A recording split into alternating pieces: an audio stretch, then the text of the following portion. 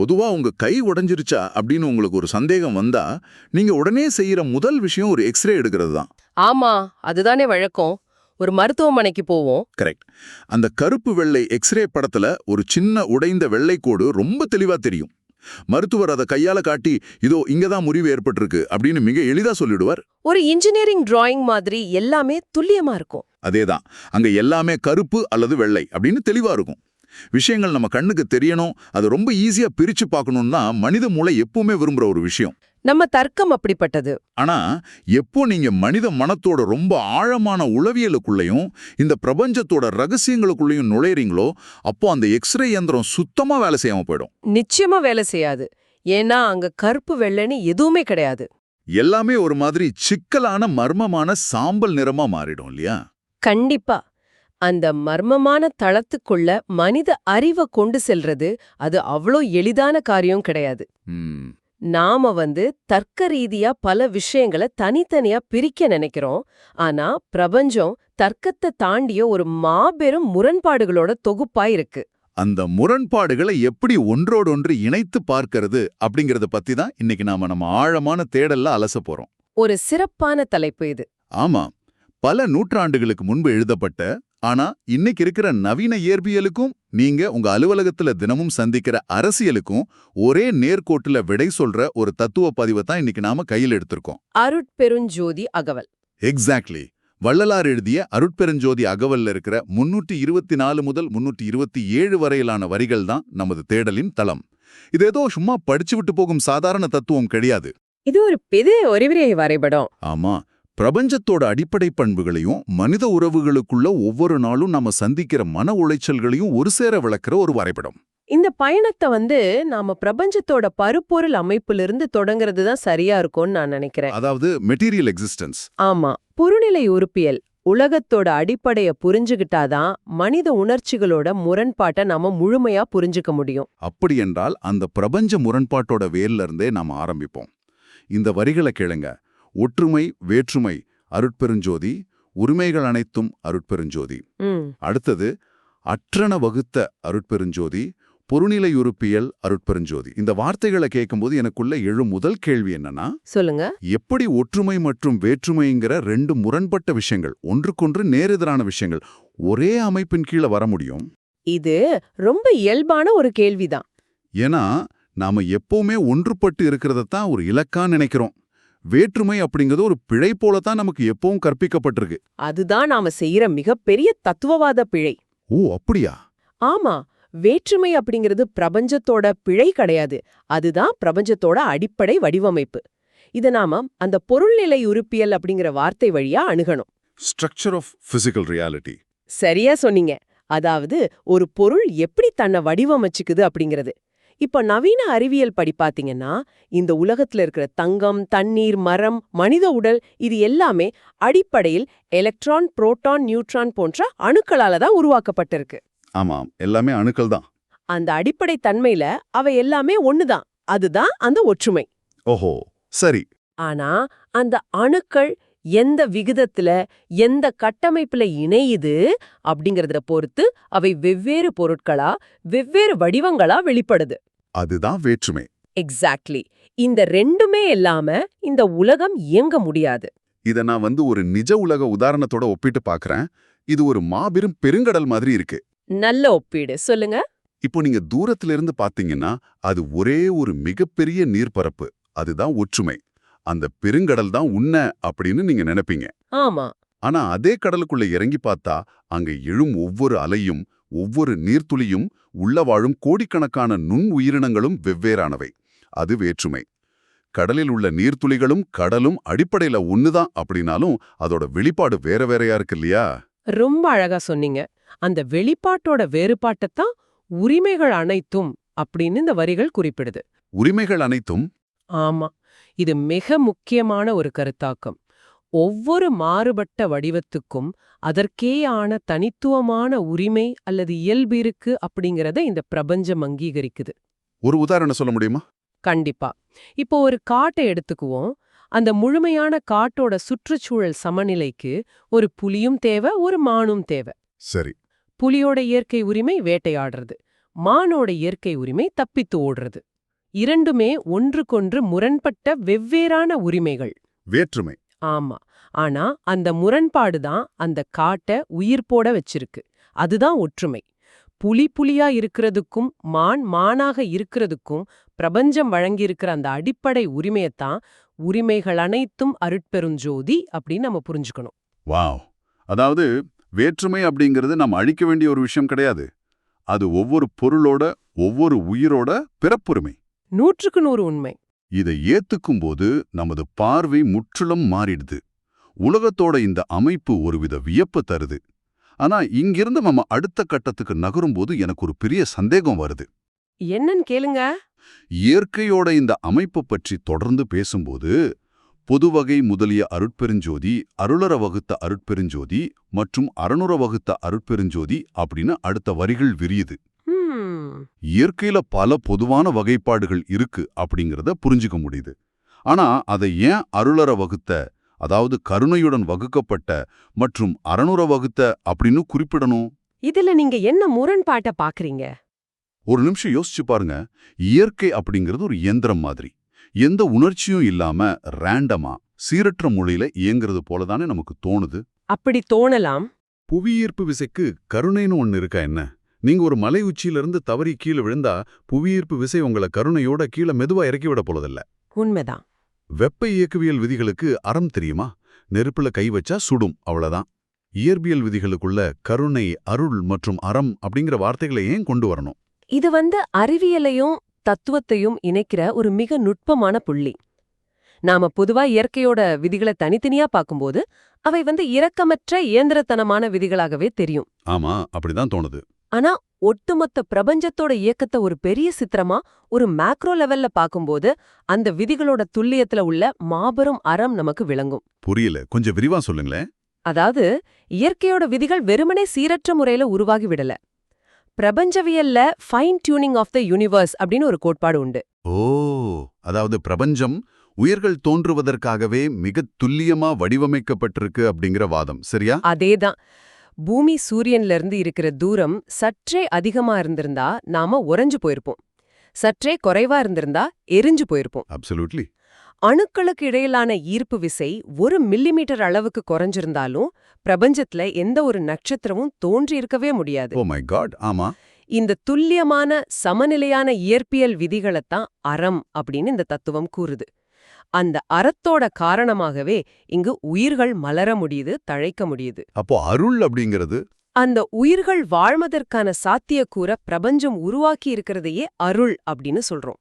மழை பெய்வதும் விதைகள் முளைப்பதும் இயந்திரத்தனமான இயற்பியல் விதிகள் மட்டுமல்ல, அவை உயிர்களை வாழ வைப்பதற்கான கருணையோட மாபெரும் வெளிப்பாடுகள். நெருப்பு சுடுறது அதோட இயல்பு, அதாவது உரிமை சிந்தனைய தலைகீழ மாத்துது.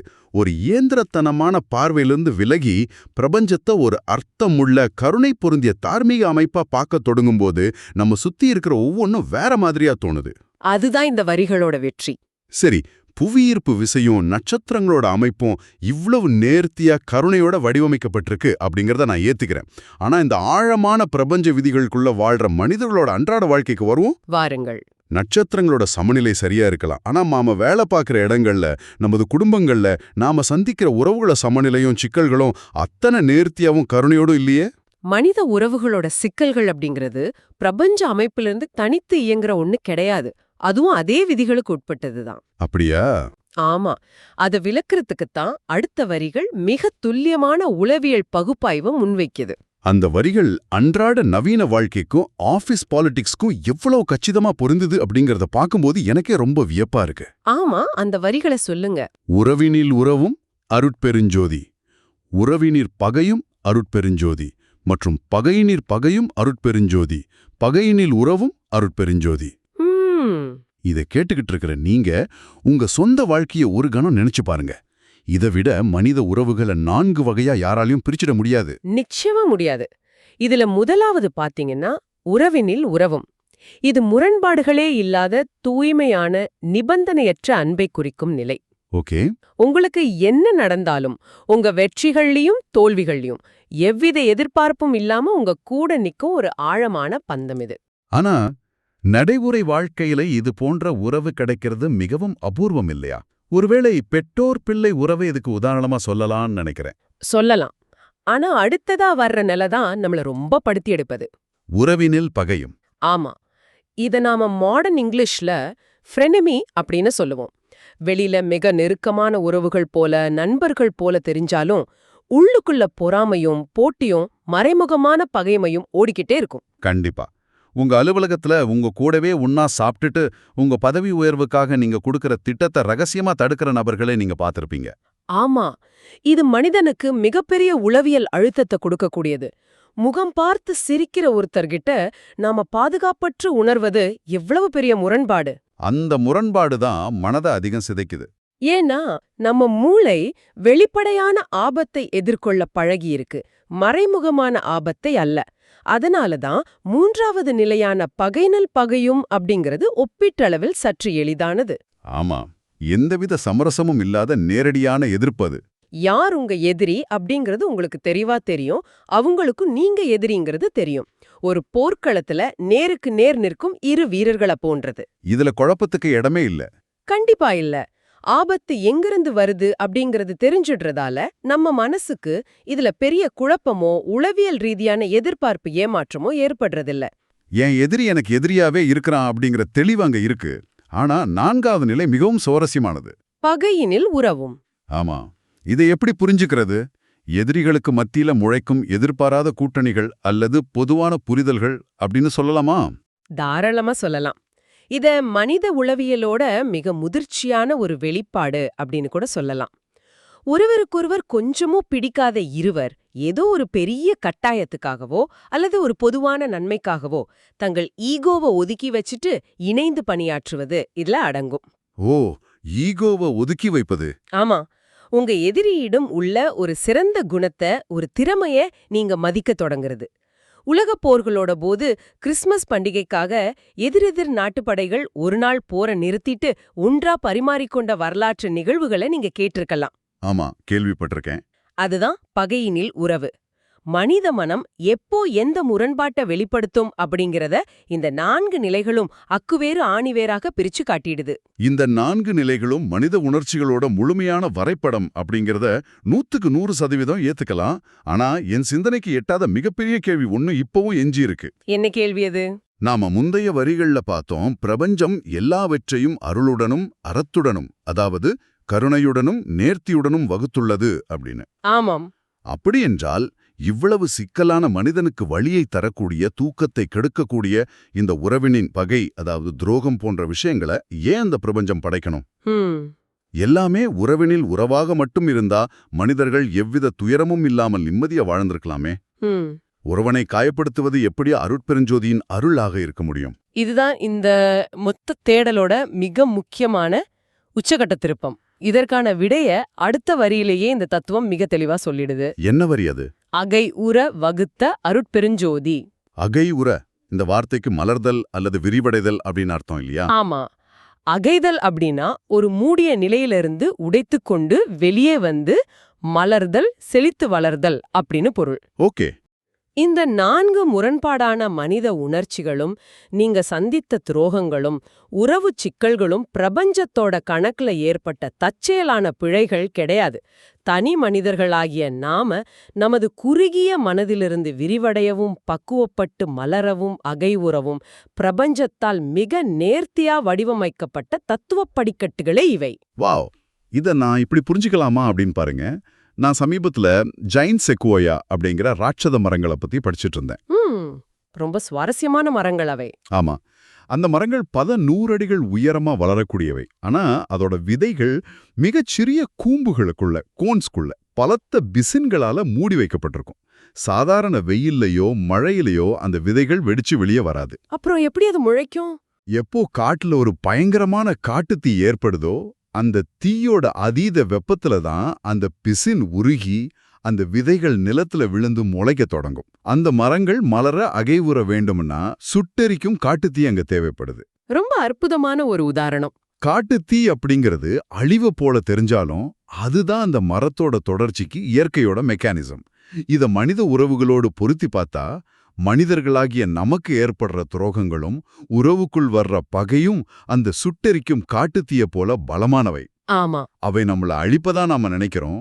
ஆனா உண்மையில அவை நமக்குள்ள உறங்கி கிடக்கிற விதைகளை மலரச் செய்யவே பிரபஞ்சம் அமைத்த மெக்கானிசம் அப்படின்னு சொல்றீங்களா? 100%. அந்த செக்வோயா மரங்களோட உதாரணம் இந்த தத்துவத்தோட மைய கருத்தை மிக சரியா விளக்குது. மனித மனமும் அந்த விதைகள போல தான். எல்லாமே உறவினல் உறவாக எந்த சிக்கலும் இல்லாம எந்த துரோகமும் இல்லாம இருந்தா மனித மனம் ஒருபோதும் புதிய பாடங்களை கற்றுக்கொள்ளாது. அதோட விழிப்புணர்வு விரிவடையாது. ரொம்ப ஆழமான உண்மை இது. துரோகங்களை சந்திக்கும்போதுதான், அதாவது உறவினல் பகையை சந்திக்கும்போதுதான் யார் உண்மையானவர்கள், மனிதர்களோட முகமூடிகள் எப்படிப்பட்டது அப்படிங்கிற ஆழமான பகுத்தறிவை நாம பெறுகிறோம். ஆமா. நேரடி பகையை சந்திக்கும்போதுதான், பகையினல் பகையை சந்திக்கும்போதுதான் நமக்குள்ள மறைந்திருக்கும் அசாதாரணமான தைரியம் வெளிப்படுது. நம்மளோட ஸ்ட்ரென்த் என்னன்னு அப்பவே தெரிய வரும். அதேதான், உங்க எதிரியிடமுள்ள நல்லதை பார்த்து அவரோடு சமரசம் செய்யும்போதுதான், பகையினில் உறவு ஏற்படும்போதுதான் உங்களோட நான் அப்படிங்கிற இறுக்கமான ஈகோ உருகி போகுது. வாவ். வலிகளும் உறவுகளோட முரண்பாடுகளும் மனித ஆன்மா அடுத்த தளத்திற்கு மலர்வதற்கான ஒரு மாபெரும் பிரபஞ்ச திட்டத்தோட கருவியாகவே செயல்படுது. இதை உணரும்போது இதுநாள் வரை என் வாழ்வில நான் சந்தித்த வலிகளைப் பற்றிய மொத்த பார்வையும் மாறிடுது. கண்டிப்பா மாறும். என் நண்பர்களிடமிருந்து எனக்கு கிடைத்த ஏமாற்றங்கள், என் எதிரிகளிடமிருந்து எனக்கு கிடைத்த நெருக்கடிகள் எதுவுமே என்னை பழிவாங்கிறதுக்காக பிரபஞ்சம் செய்த சதி கிடையாது. அது ஒருபோதும் சதியல்ல. அவை என்னை அகைவுற மலரச் செய்ய பிரபஞ்சம் எனக்காக பிரத்யேகமா வகுத்த பாடங்கள் அப்படிங்கறத இப்போ ஆழமா புரிஞ்சுக்க முடியுது. அந்த புரிதல் தான் இந்த தத்துவத்தோட இறுதி நோக்கம். வேற்றுமைக்குள் இருக்கும் ஒற்றுமையையும், இயற்கையோட இயந்திரத்தனமான விதிகளுக்குள் இருக்கும் அறத்தையும், மனித மனத்தோட முரண்பாடுகளுக்குள் இருக்கும் மலர்தலையும் ஒருவன் உணர்ந்து கொண்டா அவனோட வாழ்க்கையில வீணான கோபங்களோ மன உளைச்சல்களோ இருக்காது. எவ்வளவு பெரிய உண்மை! இதுவரை நாம விவாதித்தத ஒரு முறை மனதுக்குள்ள அசை போட்டு பார்ப்போம். சொல்லுங்க. முதல்ல, இந்த உலகம் வெறும் ஒற்றுமையால மட்டும் ஆனது கிடையாது. வேற்றுமை அப்படிங்கிறது ஒவ்வொன்றோட அடிப்படை உரிமை, அதாவது உரிமைகளை நைத்தும் அப்படிங்கிறத பொருநிலை உறுப்பியல் மூலமா புரிஞ்சுகிட்டோம். ஆமா. அதன் பிறகு இயற்கையோட ஒவ்வொரு விதியும் ரேண்டமானது கிடையாது. அது உயிர்களை பாதுகாக்கும் ஒரு மாபெரும் அறத்தாலும் கருணையாலும் அருளுற அறனுற வகுத்த வடிவமைக்கப்பட்டது அப்படிங்கிறத பார்த்தோம். சரியா சொன்னீங்க. இறுதியா நம்மள படுத்தி எடுக்கும் மனித உறவுகளோட 4 விதமான சிக்கலான பரிமாணங்கள்: நட்புக்குள் நட்பு, நட்புக்குள் பகை, பகைக்குள் பகை, பகைக்குள் நட்பு. இவை எப்படி நம்மள மனதளவுல விரிவடைய செய்யும், அகைவுற வகுத்த செக்கோயா மரத்தோட காட்டுத்தீய போல செயல்படுது அப்படிங்கிறதையும் மிகத் தெளிவா பார்த்தோம். இந்த ஒட்டுமொத்த பார்வையும் ஒரு மனிதனை தன்னுடைய அன்றாட வாழ்க்கையோட சிறிய எல்லைகள்ல இருந்து விடுவித்து பிரபஞ்சத்தோட பிரம்மாண்டமான இயக்கத்தோட அவனை இணைக்குது. அதனாலதான் இத கேட்டுக்கிட்டு இருக்கிற நீங்க இத உங்க சொந்த வாழ்க்கையோட புரித்தி பார்க்கணும் அப்படின்னு நான் கேட்டுக்கிறேன். ஆமா, அதுதான் இதுல முக்கியம். நாளைக்கு நீங்க உங்க அலுவலகத்துக்கு போகும்போது உங்களுக்கு மிக நெருக்கமான ஒரு சக ஊழியர் உங்ககிட்ட பகைமையோடு நடந்துகிட்டாலோ, அதாவது உறவினில் பகை, அல்லது நீங்க கொஞ்சமும் எதிர்பார்க்காத ஒரு எதிரியிடம் இருந்து உங்களுக்கு ஒரு சின்ன உதவி கிடைத்தாலோ, பகையினில் உறவு. இனிமேல் இது உங்களை நிலைத்தடுமாறச் செய்யாது. நீங்க அது ஒரு வேற கோணத்துல பாப்பீங்க. கண்டிப்பா. இது யாரோ ஒரு தனிநபரோட சதி கிடையாது. இதுதான் இந்த மனித மனத்தோட ஒட்டுமொத்த பிரபஞ்சத்தோட இயல்பான முரண்பாட்டு அமைப்பு அப்படிங்கறத நீங்க தெளிவா உணர்வீங்க. உங்க எக்ஸ்ரே இயந்திரம் கருப்பு வெள்ளை படத்தை காட்ட தவறலாம், ஆனா இந்த புரிதல் உங்களுக்கு மனித உளவியலோட முழு பரிமாணத்தையும் காட்டும். மிக அருமையான தொகுப்புரையாக இதை நீங்க சொல்லி முடிச்சிருக்கீங்க. இந்த ஆழமான தேடலை நிறைவு செய்வதற்கு முன் உங்களை ஒரு புதிய கோணத்துல சிந்திக்க தூண்டும் ஒரு கேள்வியோடு விட்டுச் செல்ல விரும்புறோம். நாம எப்பவுமே நமது நண்பர்களிடம் உள்ள நல்ல குணங்களையும் நமது எதிரிகளிடம் உள்ள கெட்ட குணங்களையும் மட்டுமே தேடி பழகிட்டோம். அது நம்ம பழக்கம். ஆனா ஒருவேளை நமது உண்மையான நண்பர்களிடமுள்ள குறைகளையும் நமது கொடிய எதிரிகளிடமுள்ள நிறைகளையும் நாம எவ்வித விருப்பு வெறுப்புன்றி ஒரே மாதிரியான முதிர்ச்சியோடு பார்க்கத் தொடங்கினா என்னாகும்? நினைத்துப் பாருங்கள். உங்களை அழிக்க வந்ததா நீங்க நினைக்கும் உங்க எதிரியும் உங்க வாழ்வில் இருக்கும் அந்த பலிமிகுந்த பகையும் கூட உங்களை அகைவுற, அதாவது மலரச் செய்ய பிரபஞ்சம் அனுப்பி வைத்த ஒரு மறைமுகமான அருள்தானோ? அந்த உடைந்த எலும்புகளைப் போன்ற உறவோட விரிசல்களின் வழியாகத்தான் உங்களை முழுமைப்படுத்தும் அந்த தத்துவப் பேரோடி உள்ளே நுழைகிறதோ? இது ஒரு அற்புதமான சிந்தனை. இந்த சிந்தனையை உங்களுக்குள்ளேயே சற்று ஆழமா யோசிச்சு பாருங்க. மீண்டும் வேறொரு தேடல்ல உங்களை சந்திக்கும் வரை இந்த முரண்பாடுகளை மலர்ச்சியா மாற்றுங்கள். நாங்க விடைபெறுகிறோம்.